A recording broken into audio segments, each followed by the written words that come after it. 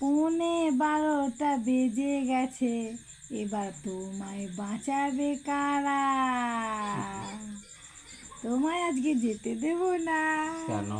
না, তুমি আজকে আমাদের এখানে থাকবে।